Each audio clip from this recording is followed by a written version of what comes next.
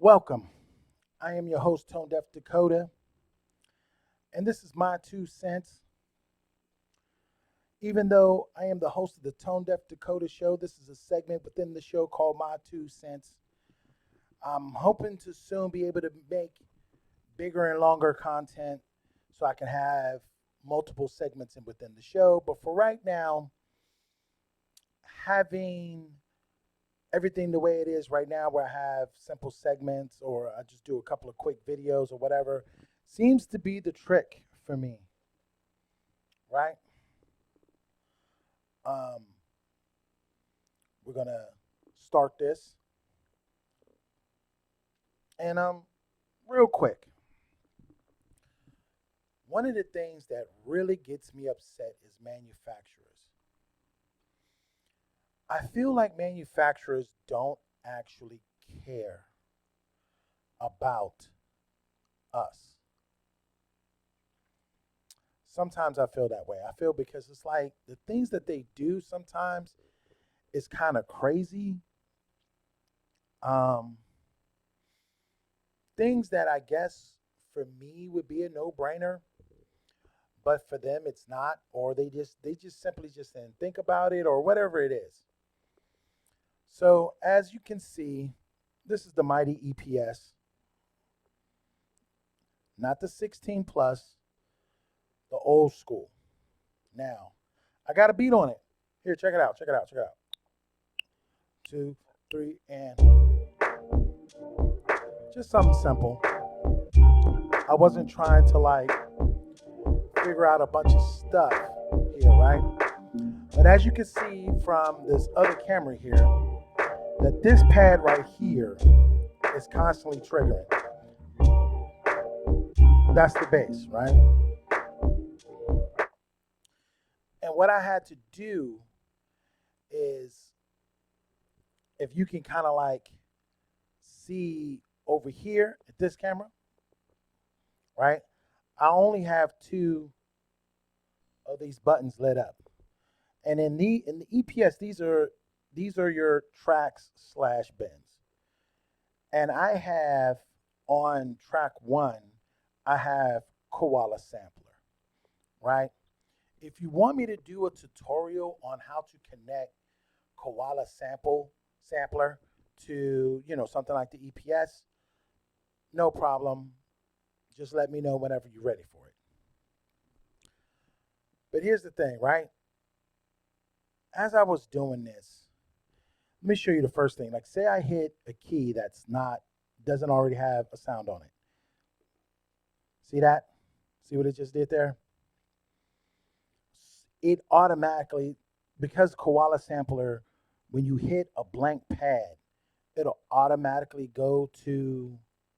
Um, you have to set that up. It's either gonna automatically sample, or it's gonna try to go into your device and try to find a sampler from there, or you can have it do a resample too as well, which can be convenient if you're only using Koala Sampler as its own machine. And that's my thing here. Okay.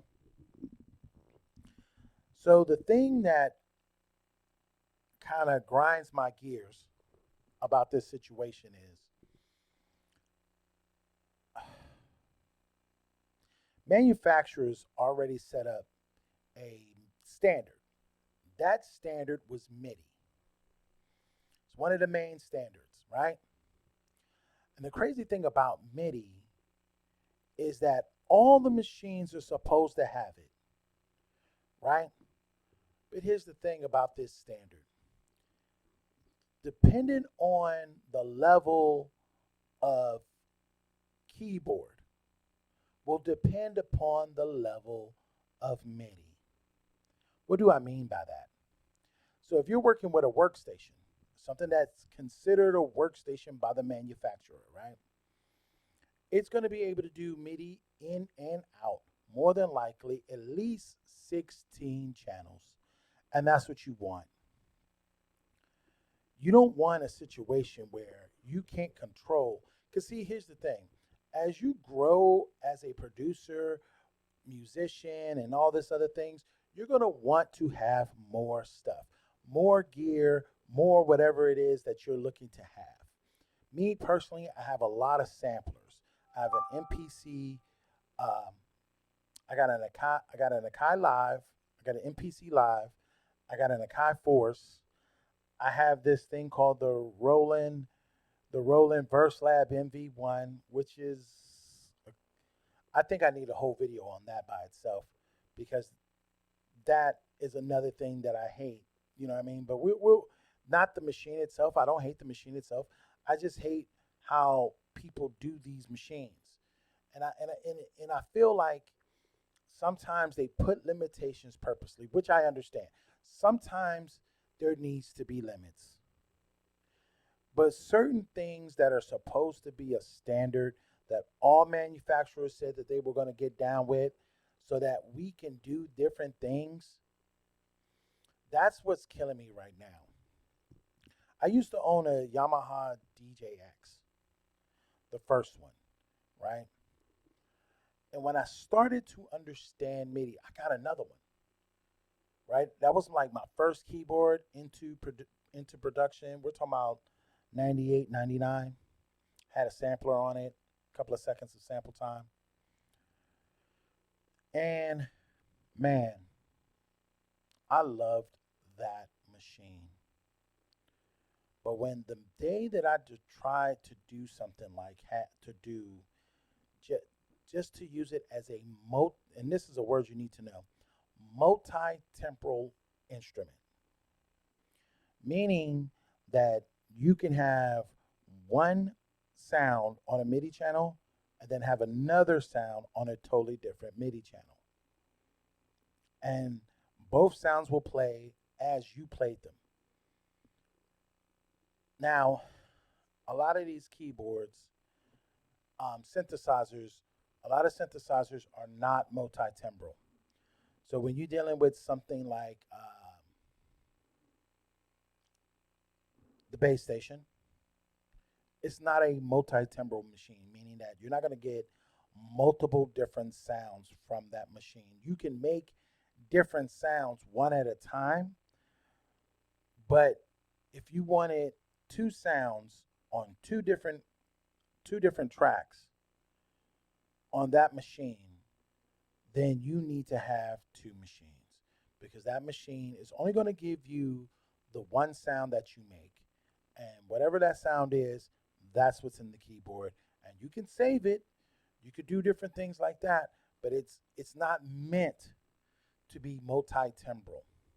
And when I first found that out as a young grasshopper, just trying to do beats and stuff like that, it kind of bothered me that manufacturers would even do that. Now on synthesizers, I can kind of understand, but then you have to watch that word synthesizer because one of the things that manufacturers like to do is like to take that word synthesizer and apply it to almost everything, right? For me, everything's not a synthesizer. A bass station is a synthesizer.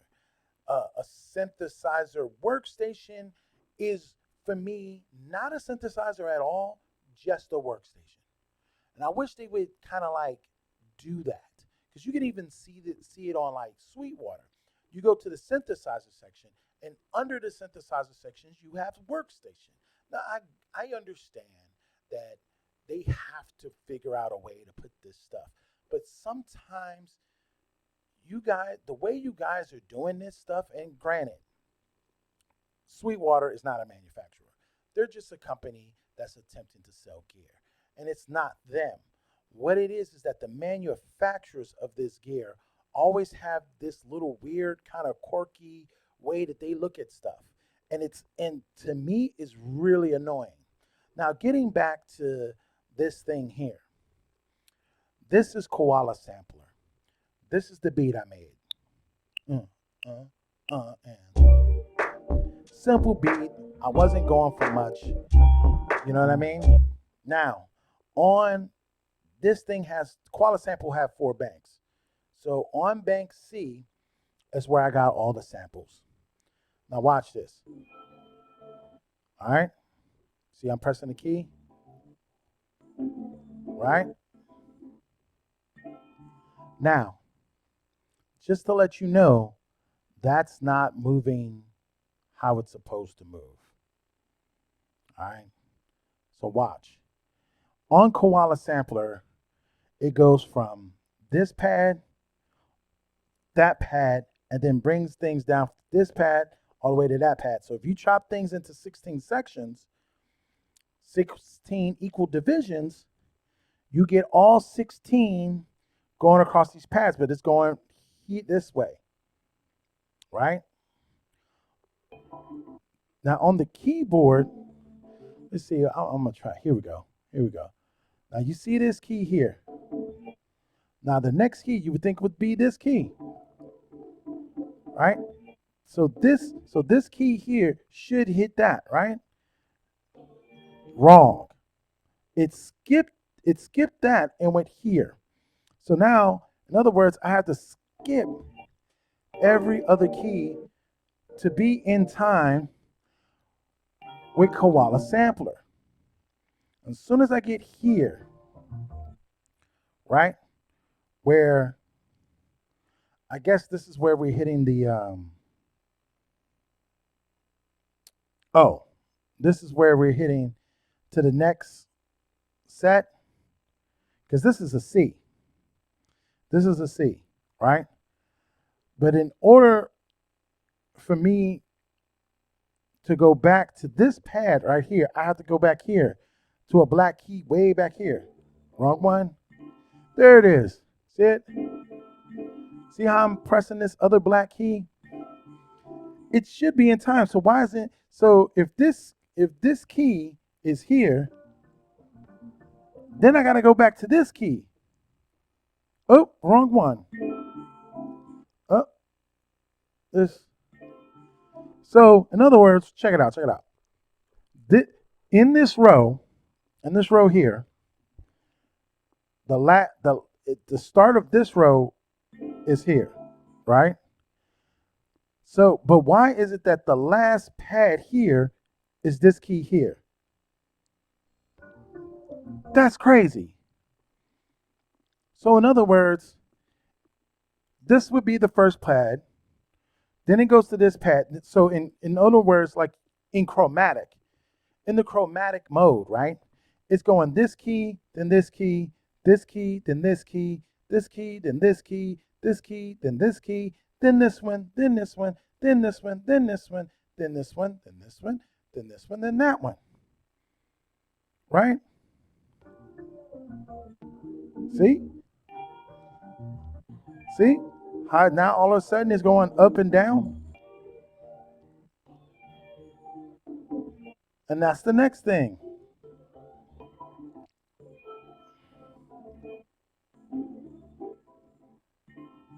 Now, Koala Sampler. Can they fix that? Yes. I think they can fix it. I think we should give them opportunity to fix it. I think that we shouldn't like just bombard them with crap. Because see, here's the thing, right? Sometimes you have to pay attention to how a manufacturer is telling you what something is for so you can understand what it's going to do for you. Now, I thought in my naiveness, I thought that when companies said, "Hey, this is the standard," I thought to myself, then that's the standard and everybody should follow it. Manufacturers don't do that. Yamaha is notorious for their what you call like their cut down version of keyboards. I like to call Yamaha's cut down version of keyboards. They're kind of like their Casio version of a keyboard. That's how I've been kind of looking at it. I'm not saying you should look at it like that. I'm just telling you how I view it, how I've been attempting to understand it, um, and how it wraps in my mind. So, certain keyboards, like for instance, if I see a keyboard that comes with speakers, I will walk away from it. I know that it's not a professional keyboard. And the first keyboard that kind of flipped me on that was the think it was the Korg SV1, right? Because normally when you see keyboards that have speakers on them, there's either two things. Either it's a Casio or it's an 88 that's designed for you to learn piano. And I'm fine with both of those. I'm fine with both of those. The problem that I'm having is I feel like manufacturers don't actually do what they say they're going to do. They say they're going to employ this standard. I'm thinking everybody's going to follow it, and they really ain't necessarily followed it. Every company has their kind of like we do things our way type stuff. And I get that. It's kind of okay because like I'm gonna let you know right now. If I owned a company, I probably would be doing things my way in the first place, right?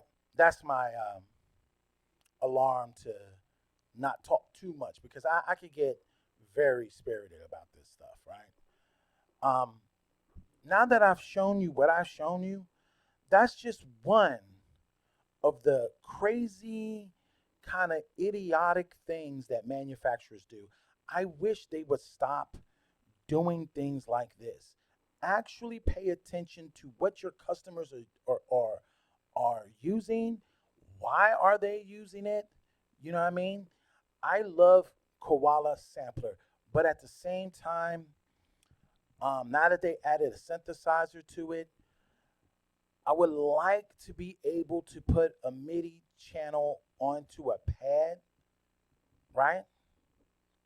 Since that's what they're doing with that, you know what I mean? That'll be great. Since they're, because then I can control that synthesizer from an outside sequencer. I want to be able to do that. I like taking things that are already owned. I don't want to have to always go back and buy new stuff. I'm tired of buying new stuff. And the thing that is killing me about these manufacturers, I get that you need money, but if you give us what we want, you would get money. Stop thinking that you're going to get money by cutting things and cutting corners.